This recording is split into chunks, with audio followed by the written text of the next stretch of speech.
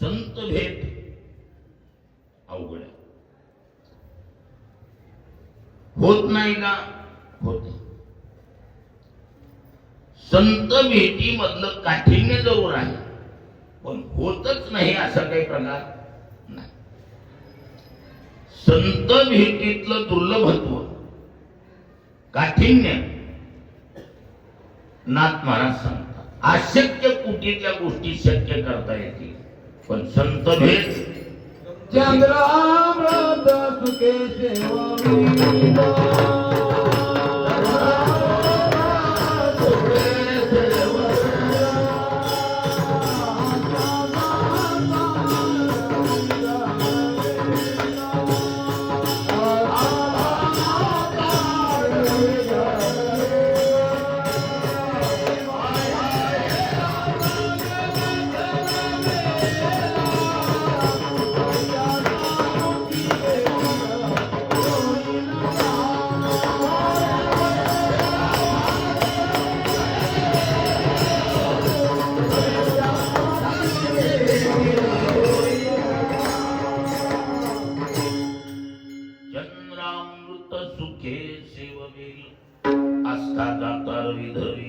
बाह्या हेळा सागर तरवेल, पैत्या साधूची भेटी न होईल काम.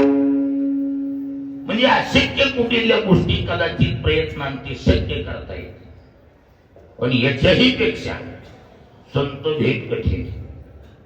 आता चंद्र हा प्रत्येक पौर्णिमेला अमृताचा सरा टाकतो, पण ती कोमल कण, कोवळे कण वेचून खाण्याची हातुकी चातक सोडला तर दुसऱ्याला नाही.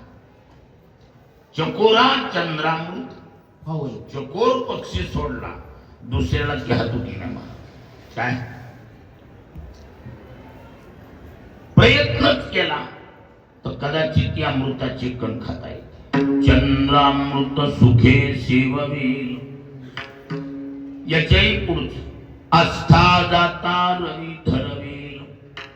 मावळाय चालल्याला सूर्य धरता येईल. सोपं होय. अहो दिवसा दुपारी 12 वाजता त्याला बघणं कठीण आहे, धरणं. पण पुराणातले उदाहरण दिले जात आहे. शांडिल्य नावाची वेश्या होऊन गेली, बहिणीला भेटायला गेली. बहीण कांडणाचं काम करीत होती. कांडण चालू असताना बैठकीतून मालकानं आवाज दिला, पाणी. इशाऱ्यावर जाऊ काम. पाणी म्हणल्याबरोबर असं वर गेलेलं मुसळ वरच्यावर सोडून दिलं आणि उठून जाऊन पाणी देऊन आले. तोपर्यंत मुसळानं जागा सोडली नाही. शांडिल्यानं पाहिलं, म्हणले अक्का हे काय? म्हणजे याला पातिव्रत्य म्हणतात.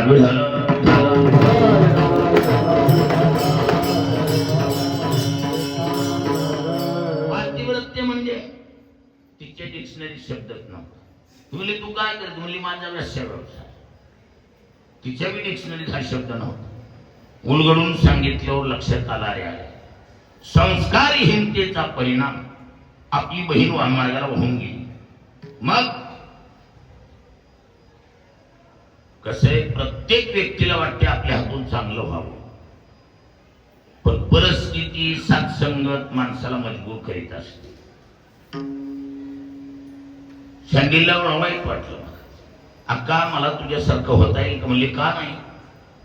म्हणले काय करावं लागेल? मी सांगल तसं करावं लागेल. जी उद्या सकाळी उठायचं, सचेल स्नान करायचं. सचेल म्हणजे चेले नसा इथे सचेला कपड्यासहित वल्या पडद्यानं जाऊन शिवजीची पूजा करायची. धूप दीप नैवेद्य आरती करून नैवेद्य ठेवायचं. पिंडीवर हार ठेवायचा, नमस्कार करायचा आणि हार हातात घ्यायचा. मागे फिरून पाहायचं. पहिला जो भेटेल त्याच्या गळ्यात हार, तो तुला पती. तन्मंथन वतून त्याची सेवा करायची. जी सांगितल्याप्रमाणे शांडिल्यानं पूजारीच्या उचली पिंडीवरला हार घेतला, मागे फिरली. पहिला जो भेटला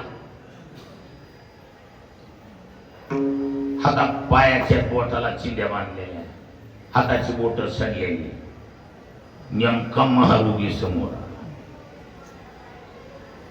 आपल्याकडे म्हणत आहे, हौसानं त्याला पतीन त्याला फुटली रगत. तसलं महारोगी गिराईक समोर. पण बहिणीनं सांगितलं पहिला भेटल तोच. त्याच्या गळ्यात हार टाकला. त्याला वाटलं माझ्या वारसुती माणसं उभं राहत नाही, एवढी लावण्यवती माझ्या गळ्यात हार टाकते. तू कोण? तिला उलगडून सांगितलं, आज्ञा करा आपली सेविका आहे. प्रामाणिकपणे सेवा केली माणूस. पण फार कमी दिवसात दुर्दैव असं त्याला सकाळी कोणताच विधी करता यायचा नाही. सारा त्याचा विधी हिला करावा लागायचा. लोक लाज म्हणून प्रातर्विधीला बाहेर घेऊन जायचं. अंधारात घेऊन गेल्यामुळे अमावस्येची रात्र गडद अंधकार. सकाळी एक भूदेव पूजेला निघालेले सोहळे काकाला घेऊन जायचं. याच्या पायाच्या दांड्या त्याच्या सोहळ्यात अडकल्या. अंधारात दिसलं नाही. कोण? म्हणले सांगितल्या. सांगितले अरे अरे कुठं गेली? म्हणले पतिराजाला प्रातर्विधीला. मग तो जास्तच चिडला. माझ्या सोहळ्यात बाधा करणारा तुझा पती सूर्य उदय होते क्षणिक मृत्युमुखी पडल. पाणी टाकलं मला. ती म्हणली आता चांगलं वागणं चांगलं नाही. चांगलं वागून देवानं काय पदार्थ टाकलं? काय माझा होता तो यश व्यवसाय बरा होता. काय केलं देवानं? पश्चातापानं नाहली आणि शेवटी तिनं उद्गार काढला. माझ्या पातिव्रत्यात जर किंचितही बिघाड नसेल तर सूर्यानं उगवता कामा नाही म्हणून बाईनं पाणी फेकलं. 6 महिने सूर्य उगवू दिला नाही बाईनं. किती महिने? 6 महिने. कुणी उठायचं म्हणायचं काय 10:30 आणि अजून उजडलं नाही, सूर्य उगवत नाही. एक फक्कड होता मला. फक्कड बाहेर आला ते म्हणला सूर्याला अभिमान आला वाटत. काय मी नाही उगवलो आणि मी नाही आलो तर चंद्रहाती बंद पडेल. ती फक्कड ओरिजिनल होती. पहाटे स्नान करणार त्यानं ती छाती घेतली आणि त्या छातीला सांगितलं जा सूर्याची जागा सांभाळ. 6 महिने त्याच्या छातीनं प्रकाश दिला तर सूर्य इतका. मुद्दा एकच, आस्था दाता रवी धरवी. हे करता येईल कदाचित, पण याच्याही पेक्षा संत भेट कठीण. एकाची तपी छाती नली. हो, एकाची छाती तपिनाली एकी सृष्टीवरील सृष्टी केली. विढाला विढाला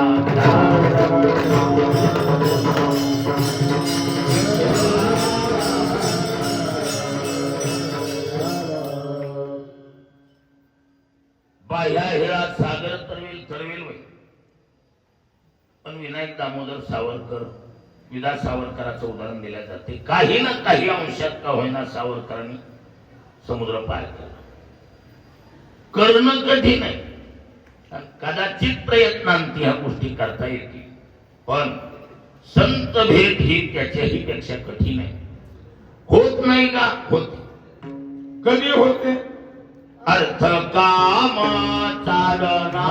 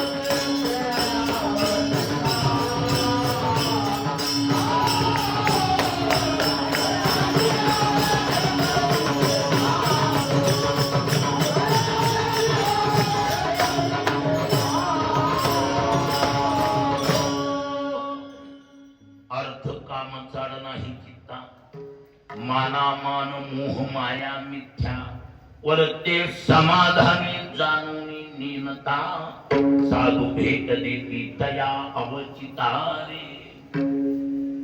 नाथ महाराजांचा प्रश्न आहे ऐशी कैशी आणि भेट देते साधू. तुकोबारायचं उत्तर ऐशी ऐशीने भेट देते साधू. नाथ महाराज अगोदर होऊन गेले. तुकोबारामध्ये नाथ महाराजांमध्ये 150 वर्षाचा अंतर. नाथ महाराजांच्या प्रश्नाचं उत्तर तुकोबाराने देणं स्वाभाविक. पण इथं प्रश्न तुकोबारायचा काय हो काय कोण पुण्याचा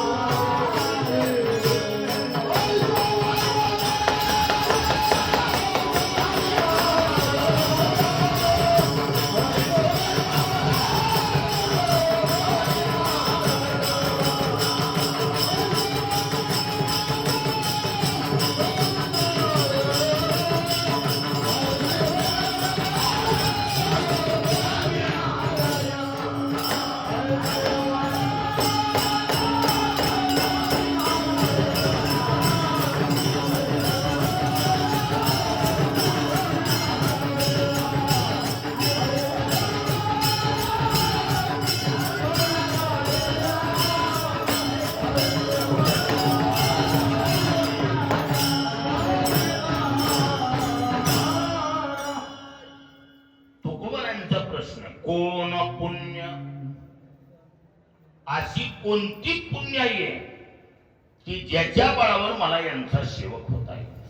कोण पुण्य हा तुकोबारायांचा प्रश्न. पण असे नाथ महाराज आणि तुकोबाराय हे दोन्ही परखड वक्त्यामध्ये मोडतात आणि दोघांची भाषा शैली जवळजवळ साम्यवादातली आणि त्यांच्या भाषा शैलीहून असं वाटतंय की ही दोन्ही एका बैठकीत बसून बोलले असावे. म्हणजे इथं प्रश्न तुकोबारायांचा पण याचं उत्तर नाथ महाराजांनी अगोदरच दिलं. कोण पुण्य अनंत पुण्य कोट्यानुकोटी अनंत पुण्य नाथ महाराजांचं निष्कामता निज दृष्टी अनंत पुण्य कोट्यानुकोटी रोकण्याला ही जे पाठवाची तै होय थेटिया हरिप्रियाची.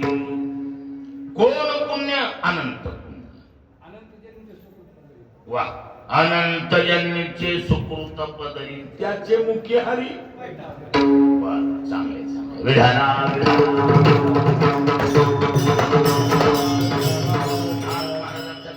पाठ केला त्याने आपल्याला पाठ नाही एवढं चांगले. मुद्दा काय मुद्दा पाहून मुद्दा मारलाय बरं वाटतं. कोण पुण्य अशी कोणती पुण्य आहे की ज्याच्या बळावर मला सेवक होत आहे. तुकोबारायांचं दुसऱ्या एक ठिकाणी आहे. कोण पुण्य कोणा गाठी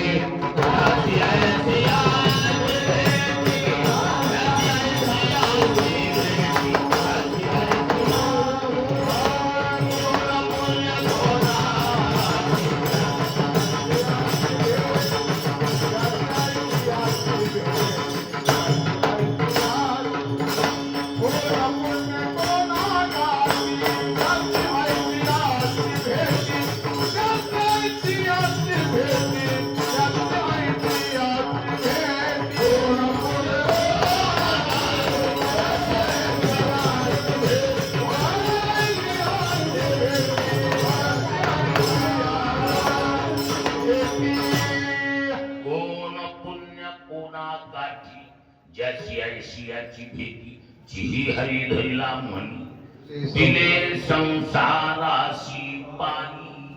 कसे अशी कोणती पुण्याई आहे की ज्या पुण्याईच्या बळावर मला यांचा सेवक होता आहे. कारण संतांच्या बाबतीत होणारे टक्केवारीनं व्यवहार बिना पुण्याईचे नाहीत.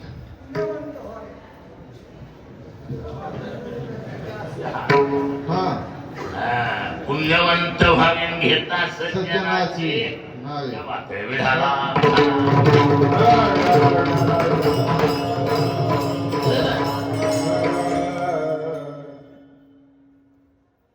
ज्या पुण्याईच्या बळावर मला यांचा सेवक होत आहे. नाथ महाराज म्हणतात अनंत पुण्य कोट्यानुकोटी आणि ती पुण्य बी देंगे दिलांगे नाही चल पाएगा. मग रोकडे आलाही ते पाठोवाटी रोकडच आणि पाठोवाटी म्हणजे एका पाठ एक लगातार केलेली पुण्याई लागते. तई होय भेटी हरिप्रियाची. तुकोबरा म्हणता पूर्व पुण्य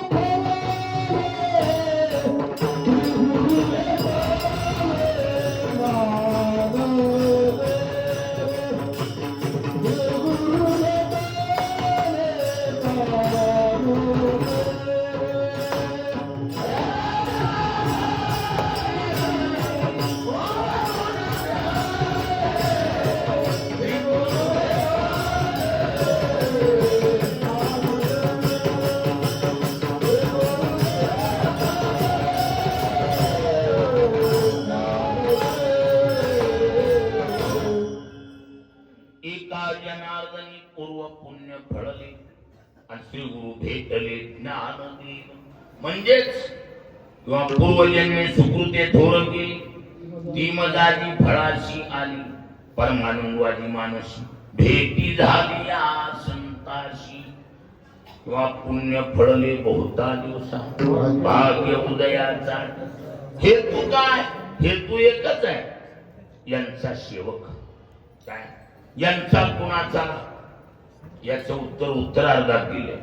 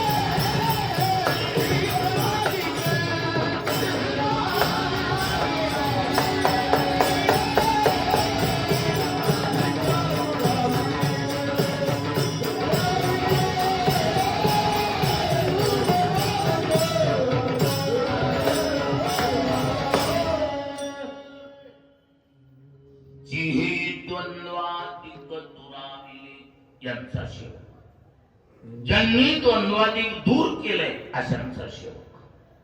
आता द्वंद्वाधिक दूर करणं मुळात द्वंद्वाधिक शब्दच कसा आहे? समासांत प्रयोग.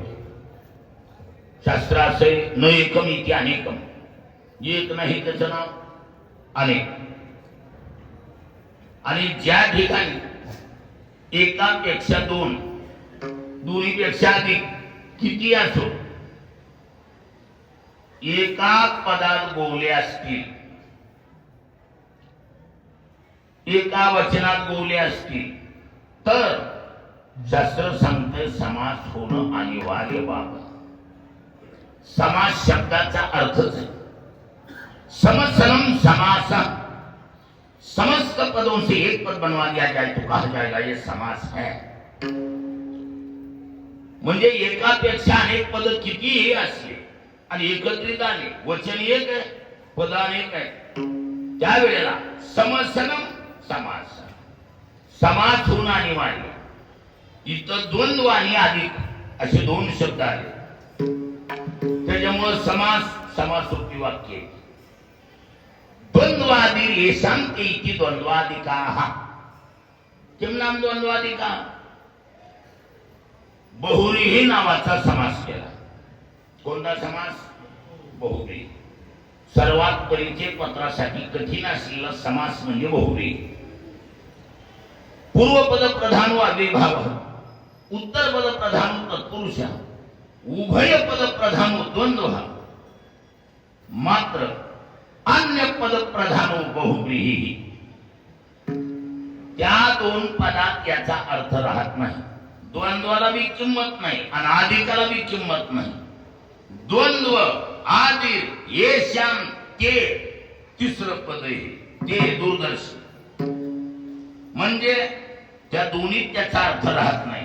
त्यामुळे जे तिसरा अर्थ आहे ते सापडायला जड जातो. म्हणून शास्त्रात म्हटलंय द्विवचन एक वचन, एकत्व विवक्षा में एक वचन और द्वित्व विवक्षा में द्विवचन, किंतु त्रीणि तत्र बहुनी. काय? त्रीणि तत्र बहुनी, बहुषु बहुवचनम. त्रीणि तत्र बहुनी, बहुनी व्रीहन्ते इति बहुव्रीहि. विढाला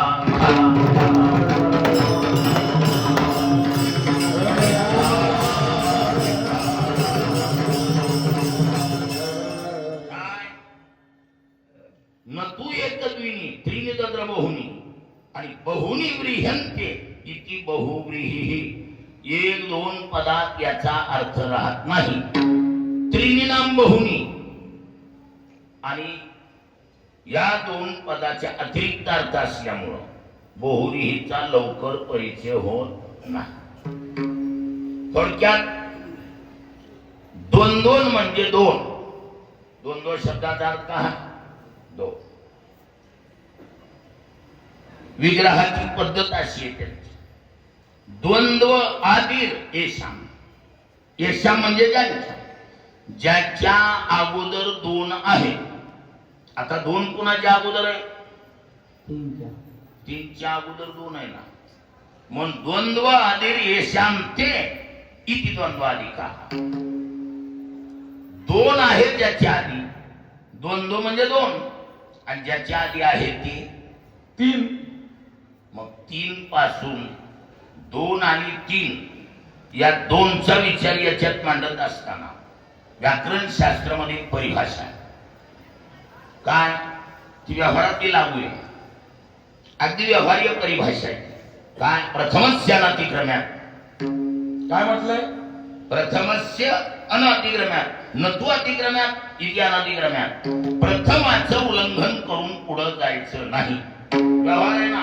अपंगत बसली, पहिल्या माणसाला सोडून वाट चालू होती का? नाही. नियम आहे तो. म्हणून पहिल्याला ओलांडून पुढे जाता येत नाही. मग शास्त्र म्हणते ज्या ज्या वेळेला तुम्हाला दोनचा विचार करायचा असेल त्यावेळेला क्रमप्राप्त एकचा विचार करावाच लागेल. प्रथमस्य अन अतिक्रम्यात नतु अतिक्रम्यात इति अनतिक्रम्यात.